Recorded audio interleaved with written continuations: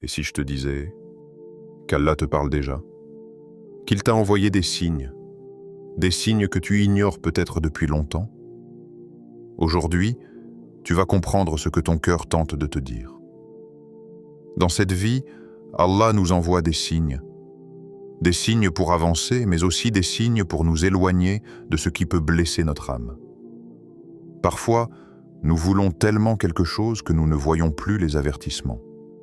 Parfois, nous tenons à une personne, à une relation, à un projet, alors qu'Allah essaye avec douceur de nous dire « ce n'est pas pour toi ». Aujourd'hui, nous allons découvrir 5 signes puissants qu'Allah peut placer sur ton chemin pour te montrer qu'il est temps de t'éloigner d'une situation ou d'une personne. Avant de commencer, abonne-toi, parce que la lumière d'Allah illumine chaque âme qui cherche sincèrement la vérité. Commente, Allah guide celui qu'il aime pour montrer que ton cœur est prêt à recevoir sa guidance.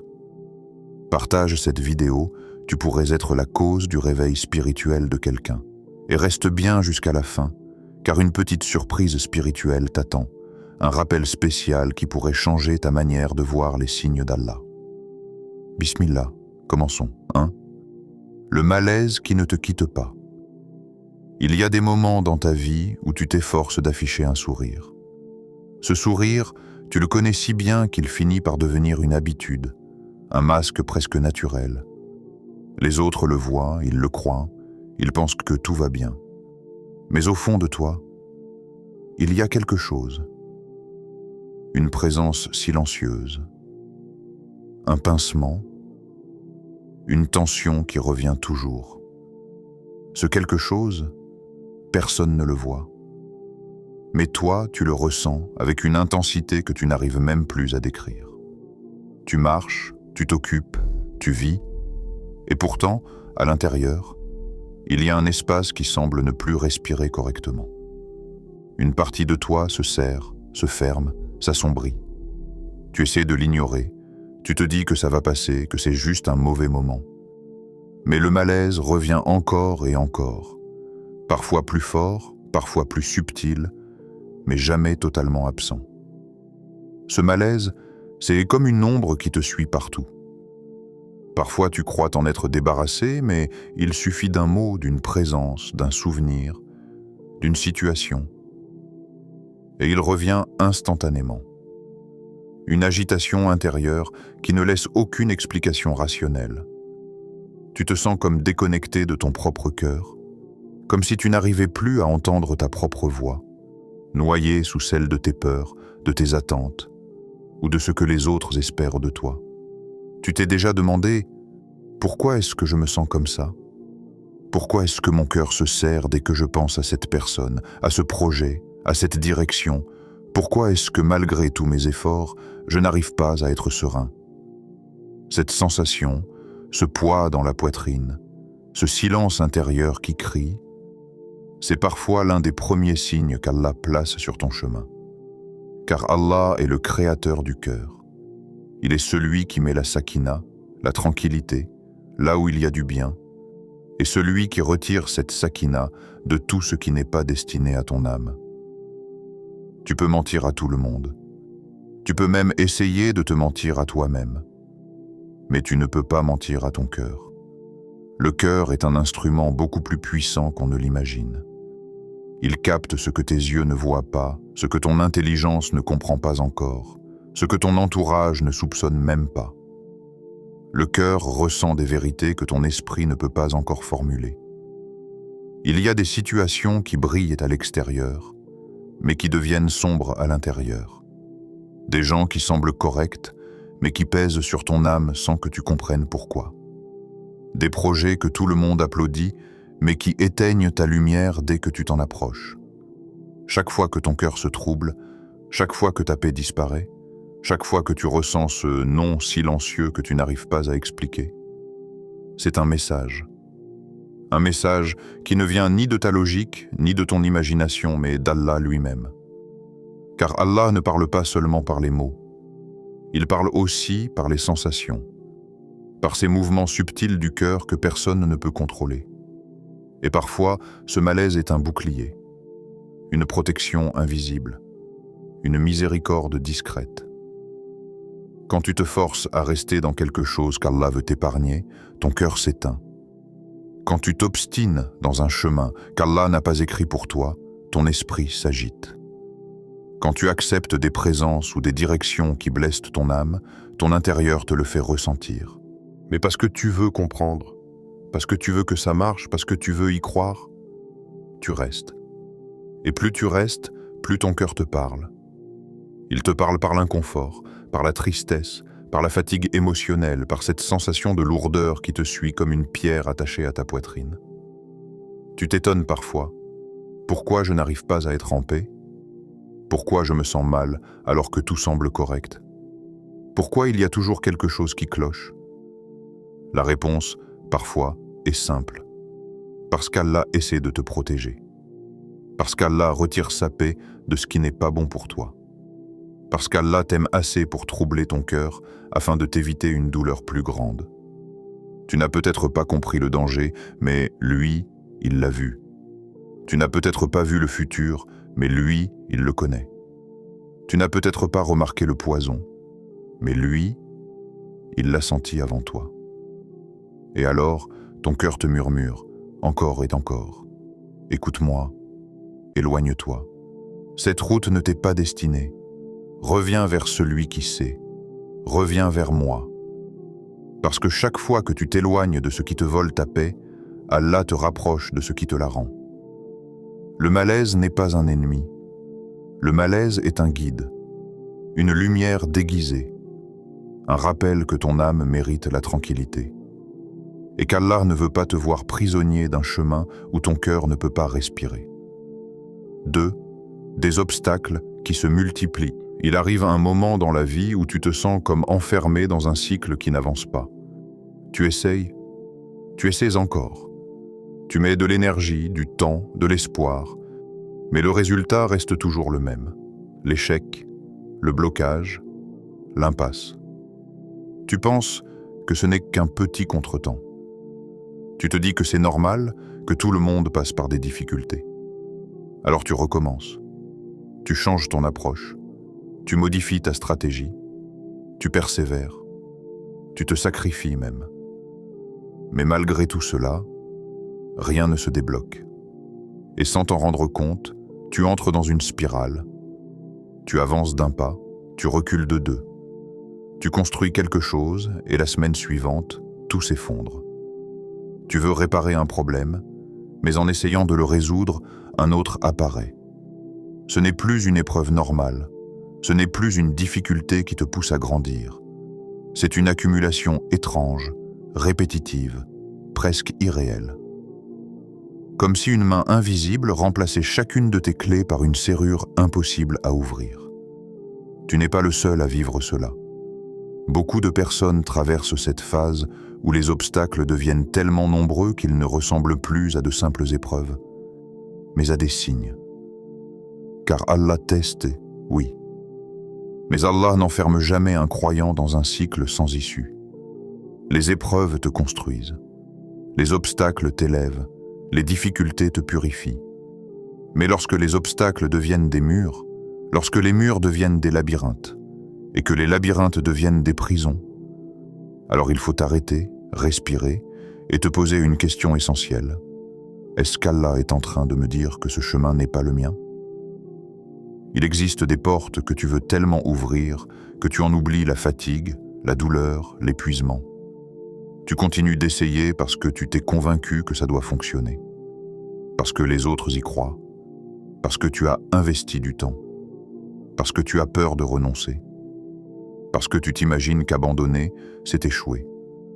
Mais il y a une différence immense entre abandonner et reconnaître qu'Allah est en train de t'orienter ailleurs. Le prophète a dit « Ce qui t'a manqué ne devait pas t'atteindre ». Ce hadith, c'est une clé. Une clé que tu ignores souvent parce que tu veux comprendre la raison, le pourquoi, le comment. Tu veux que les choses aient du sens selon ton plan. Mais parfois ton plan, même s'il semble parfait, n'est pas aligné avec le plan qu'Allah a choisi pour toi. Imagine un enfant qui veut entrer dans une pièce sombre. Il insiste, il tire sur la porte, il pleure pour qu'on la lui ouvre. Mais l'adulte, qui voit ce qu'il ne voit pas, sait que dans cette pièce, il y a quelque chose qui pourrait le blesser. Alors il ferme la porte. Et l'enfant se demande « Pourquoi ?» L'adulte sait. L'enfant ne sait pas. Toi, tu es cet enfant. Et Allah, lui, voit la pièce entière. Lorsque les obstacles se multiplient, lorsque chaque effort se heurte à une barrière, lorsque même les choses simples deviennent difficiles, c'est parfois le signe qu'Allah te protège. Oui, te protège, parce qu'il voit ce que tu ne vois pas. Tu penses peut-être que cette relation va t'apporter du bonheur. Tu penses que ce projet va te rendre meilleur. Tu penses que cette opportunité est une chance unique. Tu crois que ce chemin est celui qui mène à ton rêve. Mais Allah sait que derrière cette porte que tu frappes depuis des mois, il y a des épines, des blessures, des retards, des regrets, des nuits pleines de larmes que tu ne soupçonnes même pas. Les obstacles ne sont pas toujours des ennemis. Parfois, ce sont des anges déguisés, placés là pour t'éviter une chute. Tu ne comprends pas maintenant. Mais Allah, lui, a déjà vu la fin de l'histoire. Et dans sa sagesse infinie, il peut te retirer ce que tu voulais, pour te donner ce dont tu as réellement besoin. Les obstacles multipliés n'ont pas pour but de casser ton ambition. Ils ont pour but de te réorienter, de te redonner une direction plus saine, plus alignée avec ton âme, de t'empêcher d'entrer dans une vie qui n'aurait fait qu'alourdir ton cœur. Parfois, tu n'avances pas, parce qu'Allah te retient. Et ce qui ressemble à un blocage est en réalité une protection. 3. Quand tu commences à perdre tes valeurs. Il y a des signes qu'Allah met sur ton chemin et que tu ignores, des signes silencieux, fragiles, presque invisibles. Et parmi ces signes, celui qui touche à ta foi, celui qui modifie tes valeurs, est probablement le plus dangereux et le plus clair. Ce n'est jamais brutal, ce n'est jamais soudain, ce n'est jamais évident. La perte des valeurs commence comme une petite fissure, un minuscule écart, quelque chose que tu n'aurais jamais accepté autrefois, mais que tu laisses passer juste cette fois. Une parole, un comportement, un choix. Ce n'est rien, te dis-tu. Ce n'est pas grave. Tout le monde le fait. Mais c'est ainsi que débute la glissade. Non pas d'un coup, mais doucement, très doucement. Tu priais à l'heure, maintenant tu pries en retard. Tu priais en retard, maintenant tu pries vite. Tu priais vite, maintenant tu reportes. Tu reportes, puis tu oublies. Tu disais Astaghfirullah pour des choses que tu trouvais indignes de toi. Aujourd'hui, tu les fais en silence, avec un malaise, mais tu les fais quand même. Demain peut-être, tu ne ressentiras même plus ce malaise. C'est comme cela que le cœur perd sa lumière. Pas d'un coup, mais par petites touches, comme une bougie qui s'éteint lentement, consumée par une brise invisible. Et parfois, cette brise, c'est une personne. Parfois, c'est un environnement. Parfois, c'est un cercle d'amis. Parfois, c'est une relation que tu crois t'apporter du bonheur, mais qui coûte trop cher à ton âme. Tu veux t'intégrer. Tu veux plaire. Tu as peur d'être laissé de côté. Alors tu concèdes. Tu fermes les yeux. Tu acceptes ce que tu ne devrais pas accepter. Et chaque concession, même minuscule, t'éloigne un peu plus de ce que tu étais. Allah t'a donné une lumière précieuse, une lumière que beaucoup envieraient s'ils la voyaient. Cette lumière, c'est ta foi. Et tout ce qui t'éloigne d'elle est un danger spirituel. Le monde est rempli de chemins qui brillent, de tentations qui scintillent, de promesses qui séduisent. On te dit que tu dois être comme tout le monde. On te dit que tes valeurs sont trop strictes. On te dit que tu dois vivre un peu. Mais la vérité, c'est que ta foi n'est pas un poids. C'est ton seul vrai refuge. Et lorsqu'une personne ou un environnement commence à l'affaiblir, Allah te montre ce signe pour te dire de t'éloigner. Tu penses perdre quelque chose en partant? Tu penses manquer d'amour? Tu penses rater une opportunité? La vraie perte, c'est de perdre ta relation avec Allah. Rien n'est plus précieux, rien n'est plus vital, rien n'est plus essentiel. Allah dit, et quiconque place sa confiance en Allah, il lui suffit. Cela signifie que si tu dois choisir entre une personne et ta foi, tu ne perds rien en choisissant Allah. Si tu dois renoncer à une ambiance, à une relation, à un projet qui t'éloigne de lui, Allah te rendra cela au centuple. La perte de valeur n'est pas un simple recul, c'est un appel divin, un rappel que quelque chose ou quelqu'un est en train de voler ton âme en douceur. Et Allah, dans sa miséricorde, te montre ce signe pour que tu reviennes, pour que tu protèges ton cœur, pour que tu réalignes ta vie avec sa lumière. Car tout ce que tu sacrifies pour Allah, Allah te le rendra multiplié, purifié, béni, apaisé. 4. L'absence de baraka. Existent des réalités invisibles que tu ne peux pas mesurer avec tes yeux, ni comprendre uniquement avec ton intelligence. Des réalités qui se ressentent dans les détails de ta vie, dans l'atmosphère de tes journées, dans la qualité de ton repos, dans la douceur de tes décisions. Parmi ces réalités, il y a la baraka. La baraka, ce mot qui semble simple, mais qui porte en lui un océan de sens, une richesse que seuls ceux qui la goûtent peuvent comprendre. La baraka, c'est cette bénédiction divine qui transforme une petite action en une grande réussite, un petit effort en un immense résultat, une simple décision en un chemin lumineux. Il y a des gens qui ont peu, mais qui vivent comme s'ils possédaient tout. Leur vie semble simple, mais elle les est remplie d'une paix inexplicable. Ils n'ont peut-être pas de grandes richesses, mais ils ont la baraka dans leur journée, dans leurs relations, dans leur subsistance, dans leur cœur. Et il y en a d'autres qui ont beaucoup, mais qui vivent dans une pauvreté intérieure. Ils courent, ils cherchent, ils s'épuisent, et pourtant rien ne semble tenir entre leurs mains. Ils ont les moyens, mais pas la facilité. Ils ont les outils, mais pas la réussite. Ils ont l'envie, mais pas la paix. La différence entre les deux réside dans quelque chose que l'on ne peut ni acheter, ni fabriquer, ni manipuler. La bénédiction d'Allah. Quand la baraka est là, tout avance avec fluidité. Tu sens que tes décisions sont légères. Tu te lèves le matin avec un cœur apaisé. Tu fais les choses sans effort forcé, et elles se déroulent naturellement, presque sans que tu saches comment. Tu n'as pas à pousser les portes, elles s'ouvrent d'elles-mêmes. Mais lorsque la baraka disparaît, c'est un autre monde. Un monde où tout devient lourd, où chaque choix devient un combat, où chaque journée ressemble à une montagne, où même les petites choses demandent une énergie que tu n'as plus. Tu essaies d'avancer, mais quelque chose te tire en arrière. Tu t'organises, mais les plans s'effondrent. Tu donnes tout ce que tu peux, mais tu ne reçois rien en retour. Tu fais les choses 100 fois, et chacune d'elles se brise comme du verre entre tes doigts. Ce manque de baraka n'est pas seulement une difficulté. C'est un signe, un message subtil qu'Allah place sur ton chemin. Un message que tu ne dois pas ignorer.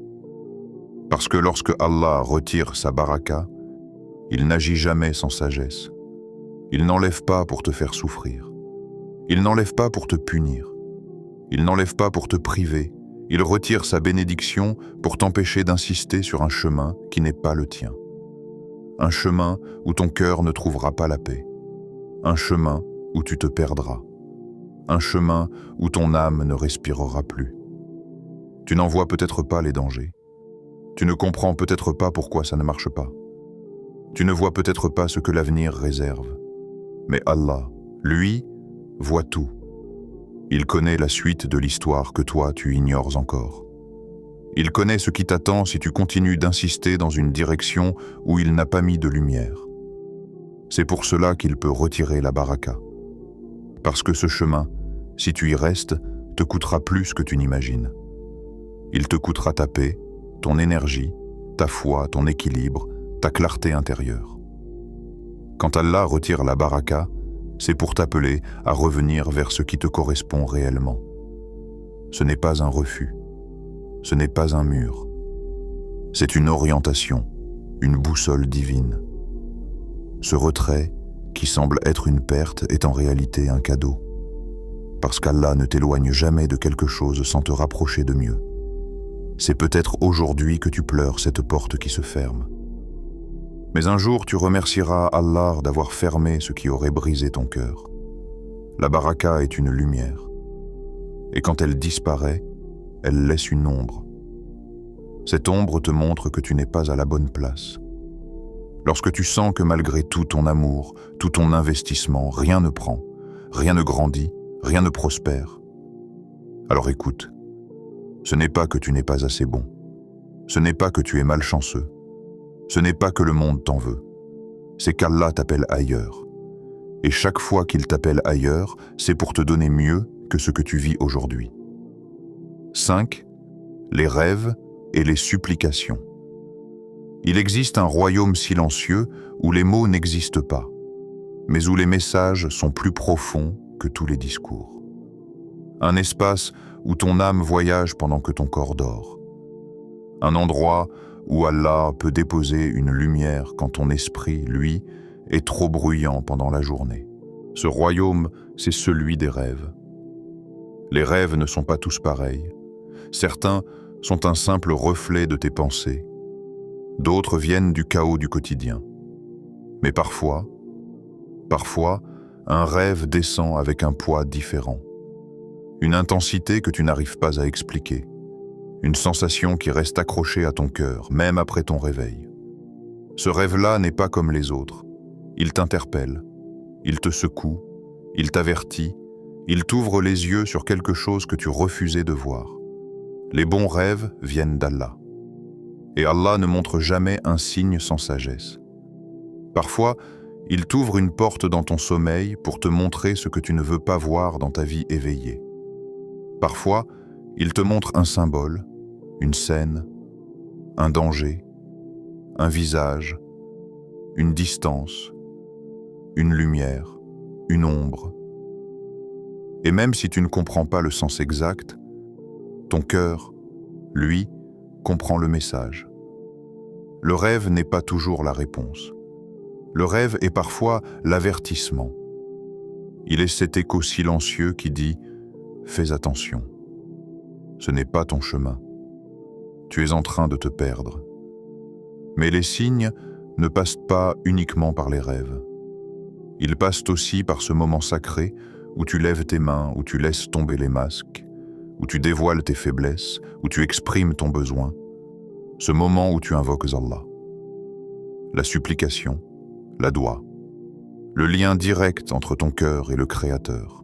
Lorsque tu fais istikhara, tu demandes la guidance.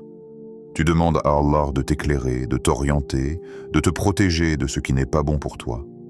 Et après cela, une sensation apparaît. Tu ne sais pas d'où elle vient. Tu ne sais pas pourquoi elle existe. Mais elle est là. Une tranquillité ou une lourdeur. Une clarté ou un brouillard. Un apaisement ou une gêne. Ce n'est pas la réponse que tu attendais. Ce n'est pas un miracle spectaculaire. Ce n'est pas une lumière qui descend du ciel.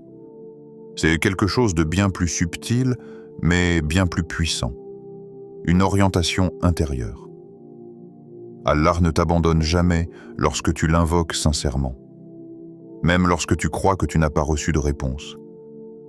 Il t'a déjà répondu. Il t'a répondu par une sensation, par un événement, par un changement, par un obstacle, par une ouverture, par une intuition, par une fatigue, par un rêve, par une vision intérieure que personne ne peut comprendre sauf toi. Lorsque tu pries, Allah écoute. Lorsque tu demandes, Allah répond. Lorsque tu t'égareras, Allah te redirigera. Les rêves et les supplications sont des routes silencieuses, des routes que le croyant doit apprendre à écouter. Parce qu'Allah ne te parle pas seulement par les mots du Coran, il te parle aussi par les mouvements de ton cœur. Tu viens d'écouter 5 signes, 5 lumières, 5 messages qu'Allah place sur le chemin de ceux qu'il aime. Ce ne sont pas des signes qui te font peur. Ce ne sont pas des signes qui t'écrasent. Ce ne sont pas des signes qui t'humilient. Ce sont des rappels d'amour, des rappels de protection, des rappels de guidance divine. Le malaise qui te pèse dans la poitrine, les obstacles qui ne cessent d'apparaître, les valeurs que tu sens s'effriter, la baraka qui disparaît doucement, les rêves et les prières qui t'alertent. Tout cela n'est pas un hasard. Tout cela n'est pas un bruit dans le vide. Tout cela n'est pas une coïncidence.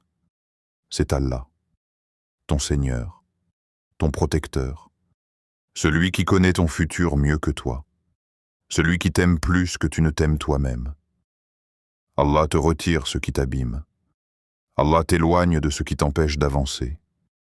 Allah ferme des portes qui auraient été des pièges. Allah pose des signes pour te guider vers le meilleur.